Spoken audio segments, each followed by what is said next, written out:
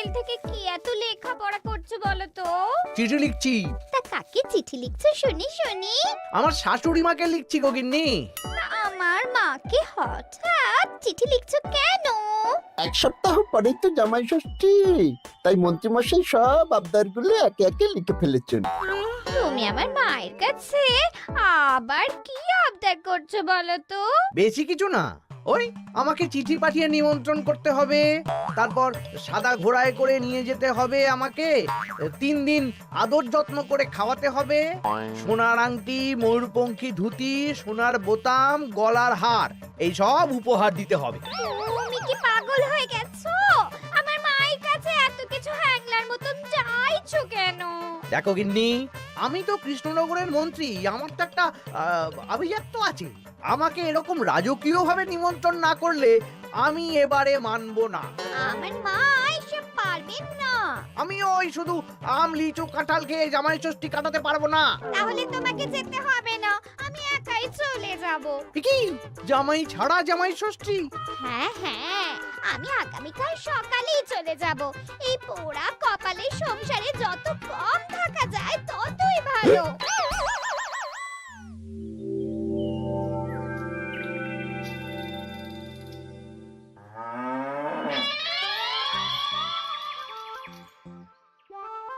এই চলো চলো চলো চলো।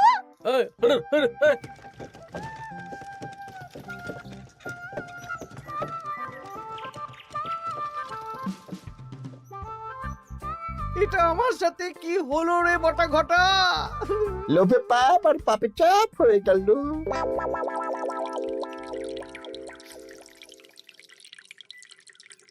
বাহ বাহ, আজ সবাইকেই বেশ খুশি খুশি দেখাচ্ছে। সামনেই তো সবাই শ্বশুর বাড়ি খেতে যাবে, তাই মুখে এত হাসি খুশি ভাব মহারাজ। হ্যাঁ, পরের সপ্তাহেই তো জামাই ষষ্ঠী। তা মন্ত্রী, তোমার কি খবর?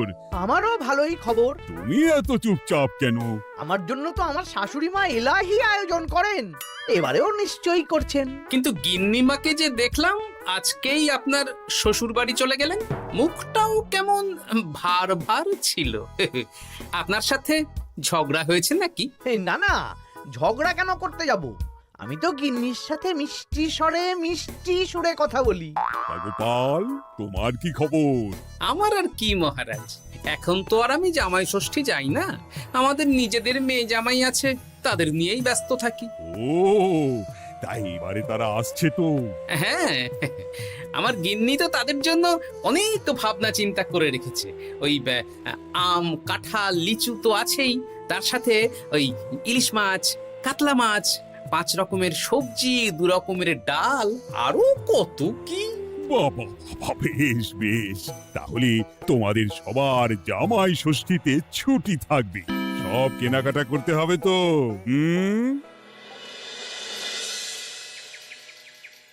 মাথাটা খারাপ হয়ে যাচ্ছে রে, সবাই চব্যচস্য খাবে। মন্ত্রীমশাই, এই তো সুযোগ। কিসের সুযোগ? আমি বলতে চাইছিলাম যে এই সময় সব সভাসদেরাই তো জামাই ষষ্ঠীর নিমন্ত্রণ রক্ষা করতে শ্বশুর বাড়ি যাবে, আর সবাই কিছু না কিছু কিনে নিয়ে যাবে। হ্যাঁ, শাড়ি, গয়না, মিষ্টি। আর গোপাল তো ওর জামাইয়ের তদবির করতেই ব্যস্ত থাকবে। গোপালও কেনাকাটা করবে, তাই এই সুযোগটা হাতছাড়া করা যাবে না। হ্যাঁ, সবাই হাত খুলে খরচ করে কেনাকাটা করবে, আর আমি ওই কেনাকাটায় ভাগ বসাবো। একদম এইটাই বলতে চাইছিলাম। শোন, তোরা শুধু ভাবনা চিন্তা করে নে কিভাবে কুচির কাজটা করা হবে। আমি আগামীকাল রাজসভায় একটু বিশদে জেনে নেব যে কে কি কবে কিনছে। কেমন? বেশ, তাহলে তো কাজ আরো সোজা হয়ে গেল। আমরা সোজা কাজ করব, আপনি মজা নেবেন। একদম।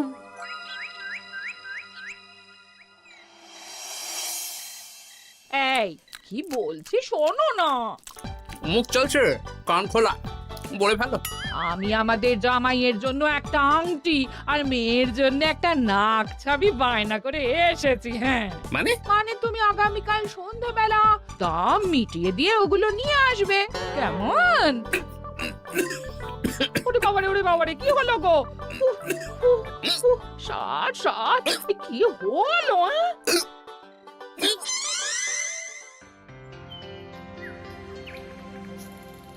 তোমার মুখ ওরকম বাংলার পাঁচের মতো হয়ে আছে কেন? আর বলবেন না মহারাজ, গিন্নি আমাদের মেয়ে জামাইয়ের জন্য একটা আংটি আর একটা নাক ছাবি বায়না করে এসেছে। আজ সন্ধেবেলা আবার সেগুলো নিয়ে আসতে হবে। গোপাল তাই খরচের ভয়ে পাগল হয়ে যাচ্ছে। তা বাকিদের কেনাকাটা কত দূর? আমি ভাবছি ওই আগামীকাল দুপুরেই সব কেনাকাটা করে নেব। শ্বশুর মশাইয়ের জন্য ধুতি, শাশুড়ি মায়ের জন্য ভালো শাড়ি, হ্যাঁ, আর তারপর ওই ফল মিষ্টি আরো অনেক কিছু, হ্যাঁ, সব কিনতে হবে। আমি তো ভাবছি আজকেই কিনে রাখবো, সন্ধেবেলা একটু যাওয়ার আছে। আমি তো বিয়ে করিনি, তাই আমার জামাই ষষ্ঠী নেই। আমি তাই হাত গুটিয়ে বসে থাকবো। আর বাকিদের? আমার মহারাজ, বুঝে গেছি, তোমরা এখন থেকেই ব্যস্ত হয়ে পড়েছো। ঠিক আছে, তাহলে আমি এখনই ছুটি ঘোষণা করলাম।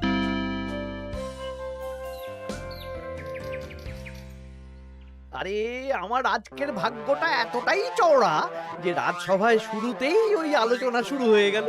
মানে মানে গোপালের মুখ ভার ছিল, নিজেই কারণ বলে দিল যে আজকে সন্ধ্যাবেলা জামাই আর মেয়ের গয়না কিনতে যাবে। আচ্ছা, আর বাকিরা?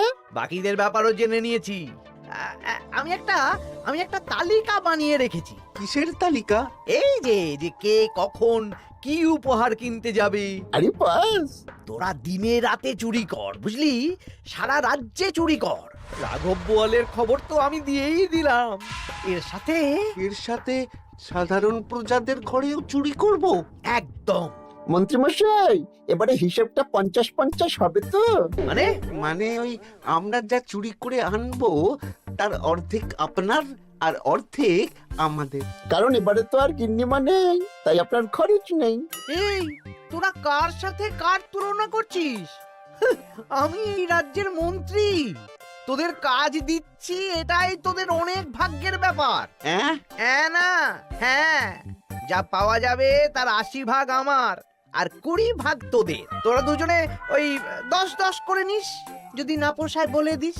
আরে বাবারে, না না, ঠিক আছে, আপনার শর্তেই রাজি। তোরা চুরি করবি মুখ ঢেকে বা মুখে কালো রং করে, আর গায়ে হাতে তেল মেখে নিবি, ভুলিস না। আচ্ছা মন্ত্রী মশাই, মনে থাকবে। বুঝলে রানী, আমি সব সভাসদদের আজকে থেকেই জামাই ষষ্ঠীর ছুটি দিয়ে দিয়েছি। ভালোই করেছেন। চলুন না, আমরাও আগামীকাল বেরিয়ে পড়ি। হ্যাঁ, তাহলে তো ভালোই হয়। সারা দিন রাত এত কাজের চাপ, এত হিসেব নিকেশ, কয়েকদিন একটু ঘুরে এলে মাথাটা হালকা হবে। তাহলে মহারাজ, আমি এখনই সব গুছিয়ে রাখতে বলছি। কাল সকাল সকাল বেরিয়ে পড়ব। বেশ বেশ, তাই করো, সেটাই ভালো হবে।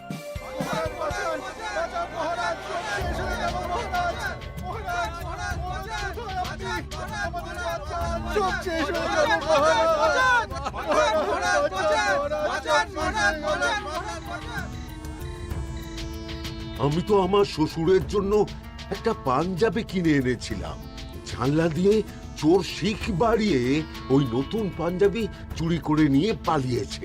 আমিও একটু আগে ওই দুটো থলে নিয়ে কেনাকাটা করে ফিরছিলাম, তারপর দেখি দুদিক থেকে দুটো কালো মতন মুখের লোক এলো আর ছোঁ করে আমার হাত থেকে দুটো থলে নিয়ে পালালো। ছি ছি সেনাপতি, তুমি না আমাদের রাজ্যের সেনাপতি, আর তোমার হাত থেকে চুরি হয়ে গেল? দুটো চোরকে ধরতে পারলে না?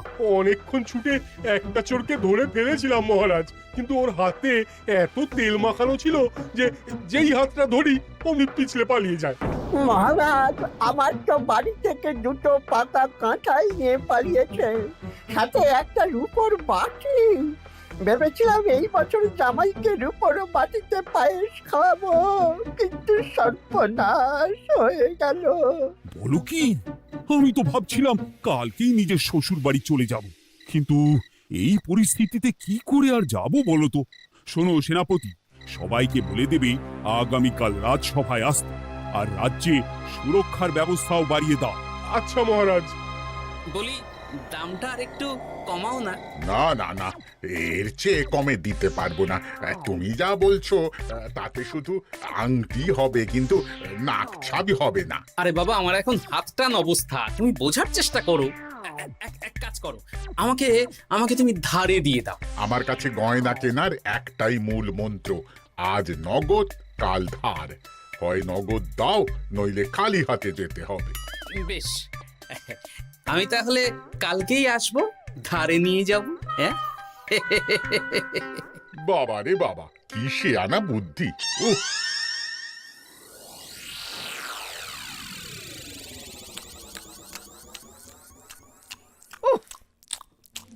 একেই বলে চুরি বিদ্যা বড় বিদ্যা, যদি না পড়ো ধরা। ধরা পড়লেই পড়তে হবে হাতে হাত করা। আজকে সন্ধ্যাবেলা তো গোপালের গয়না কিনতে যাওয়ার কথা ছিল, সেটার কি হলো? ধুর, ও যা কিপটে, ও বলছে ধারে গয়না দিন। আমি তো সাকরার দোকানের বাইরে ঠায় দাঁড়িয়েছিলাম, গোপাল খালি হাতে বাড়ি গেল আর আমিও খালি হাতে চলে এলাম। গোপালের এই চওড়া কপাল!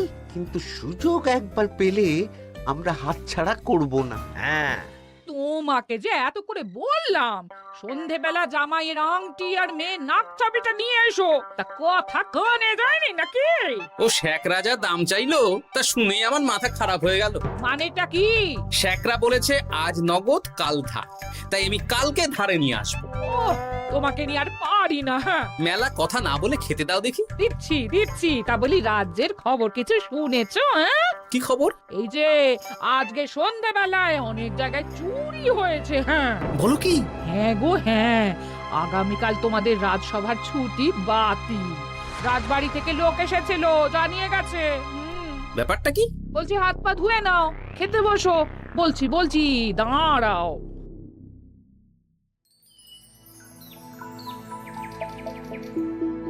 রাজ্যে এতগুলো লোকের বাড়ি থেকে চুরি হয়ে গেল। ভগবানের অশেষ করুণা মহারাজ, আমার বাড়ি থেকে এখনো চুরি হয়নি। হয়নি তো কি হয়েছে, হবে। তোমার বাড়িতেও চুরি হবে। বাবা, মন্ত্রীমশাই, আপনি কি আগে থেকেই জানেন নাকি যে আমার বাড়িতেও চুরি হবে? তা চোর কি আপনার মাস্তুতো ভাই নাকি? কি মন্ত্রী, তুমি কি চোরকে চেনো? সত্যি মন্ত্রীমশাই, আপনি চেনেন? চেনেন? না মানে এই চিনি না, আসলে ইয়ে করলাম, মানে আন্দাজ করলাম। কোন যুক্তিতে আন্দাজ করলেন মন্ত্রীমশাই? না, আসলে যারা যারা এই বছর জামাই ষষ্ঠীতে যাচ্ছে বা জামাই আদরের আয়োজন করেছে, চোর বেছে বেছে তাদেরই চুরি করছে তো, তাই আর কি। ও, বুঝেছি। এটার সাথে মন্ত্রীমশাইয়ের একটা যোগ থাকলেও থাকতে পারে। আচ্ছা, যে জন্য তোমাদের ডাকা, তোমাদের যে দীর্ঘকালীন জামাই ষষ্ঠী উপলক্ষে ছুটি দিয়েছিলাম, সেটা বাতিল করে শুধুমাত্র জামাই ষষ্ঠীর আগের দিন থেকে জামাই ষষ্ঠীর পরের দিন পর্যন্ত ছুটি থাকবে। আচ্ছা মহারাজ। আর সবাই একটু সাবধানে থেকো, দিনকাল খুব খারাপ। মন্ত্রীমশাই অত জোর দিয়ে কেন বললেন কথাটা? ব্যাপারটা ভেবে চিনতে দেখতে হবে।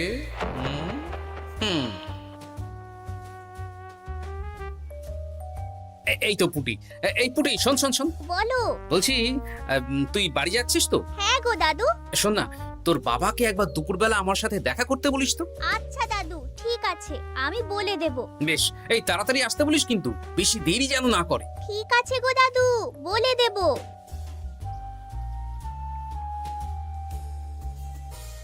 এবারে বিজ্ঞানীর বাড়ি একবার যেতে হবে। এটাই কাজ হবে তো বিজ্ঞানী? আলবাত হবে।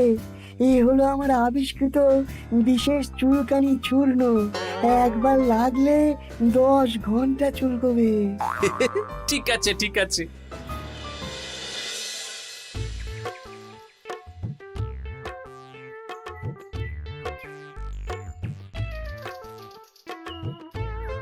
ও গোপাল দাদা, তুমি আমাকে ডেকেছো? হ্যাঁ, শোনো পুটির বাবা, তোমাকে একটা কাজ করতে হবে। বলো কি কাজ? তুমি আজ বিকেলে আমাকে একটা বড় ঝুড়িতে সবজি দেবে। শুধু সবজি না, সবজির সাথে ওই ফল মূল মাছ সবকিছু টাটকা না হলেও চলবে। সেটা আবার কেন? সে পরে বলবো। আচ্ছা গোপাল দাদা।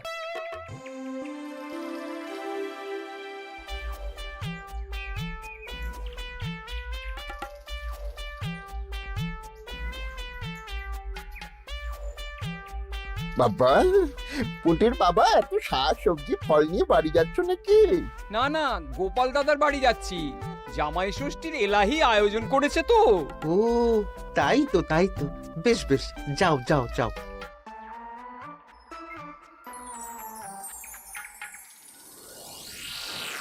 বলিস কি রে? হ্যাঁ, নিজের চোখে আমরা দেখে এলাম। যে পরিমাণ শাক সবজি ফল আছে সেই সব দিয়ে আপনার ওই 1 সপ্তাহ চলে যাবে। তাহলে এই সুযোগ হাতছাড়া করা যাবে না। আজকে ওঁত পেতে থাকবি, কোন রকম সুযোগ পেলেই নিয়ে আসবি। আচ্ছা মন্ত্রী মশাই। এই এসব তুমি কি মেশাচ্ছ ঝুড়িতে? হ্যাঁ, চুপ, এটা চোরের দাওয়াই। এখন এই ঝুড়ি এখানেই থাকবে। যদি মন্ত্রীর কথা মতন চোর বাবাজি নিলেই ফাঁসবে।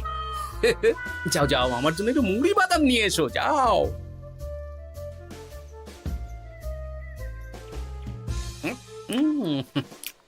আহা, মুড়ির কি স্বাদ!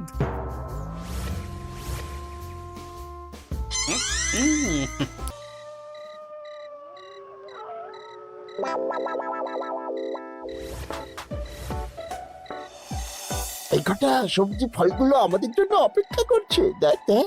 এ তো দারুণ সুযোগ। দরজা জানালা ভাঙার, শীত কাটার কোনো ব্যাপার নেই। ঠিক, তাহলে আর দেরি কেন, চল।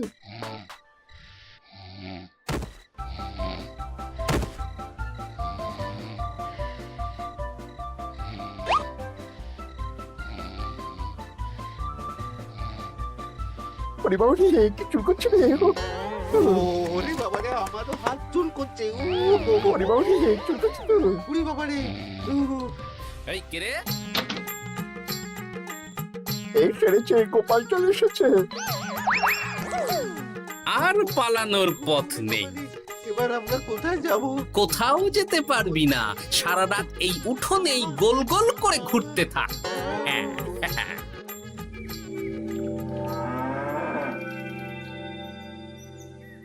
ও এখনো বেটারা এলো না। ওরা ধরা পড়ে গেল না তো? ধরা পড়ে আমার নাম বলেনি তো? না না, আজ আর রাজসভায় যাব না। বলবো বলবো আমার শরীর খারাপ, আমি চুরির কিচ্ছু জানি না। হ্যাঁ,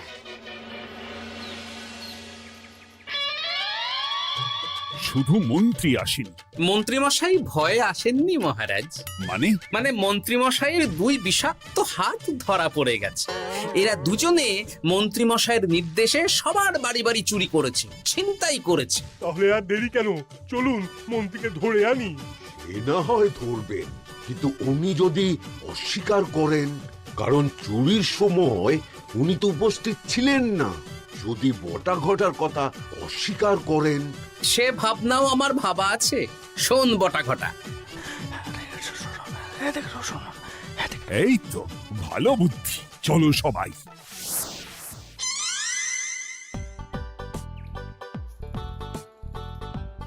ও মন্ত্রী মশাই। আরে বটার গলা না, দাঁড়া, দরজা খুলছি। না না, খবরদার না, এখন দরজা খুলবেন না। আরে কেন? দরজা খুললে কি হবে? বলছি তো খুলবেন না, আমরা এখান থেকেই কথা বলবো। তোদের চিন্তায় আমি পাগল হয়ে যাচ্ছিলাম। তোদের যে গতকাল সন্ধ্যাবেলা গোপালের বাড়িতে চুরি করতে পাঠালাম, সেটার কি হলো? সেটা আমি পরে বলবো। আগে বলুন, আপনি আজ রাজসভায় যাননি কেন? আরে ভয়ে ভয়ে, আমি ভাবলাম তোরা ধরা পড়ে গেছিস। এবার আপনি দরজা খুললেই দেখতে পাবেন আমরা কি এনেছি। একবার বলে দরজা খুলুন, একবার বলে খুলবেন না। কি হচ্ছেটা কি বটা? এ কি? মন্ত্রী, তাহলে তুমি সেই চোরের মাথা? মানে মাস্তুতো ভাই, আমার চালে সব নিজের মুখে স্বীকার করে নিলেন, আর কিছু না বললেও হবে। না না না না না না। আরে ওই তো আমার চুরি যাওয়া জিনিস। ওই তো আমার শ্বশুর মশাইয়ের ঢিলে করা পাঞ্জাবি। সেনাপতি, মন্ত্রীকে আর বটা ঘটাকে কারাগারে নিয়ে গিয়ে আচ্ছা সে ধোলাই দাও। একদম মেরে জামাই আদর করব। চলুন। আমার ধরা পড়ে গেলাম। এবার সবার ছুটি, যাও যাও আনন্দ করো, খাও আর খাওয়াও।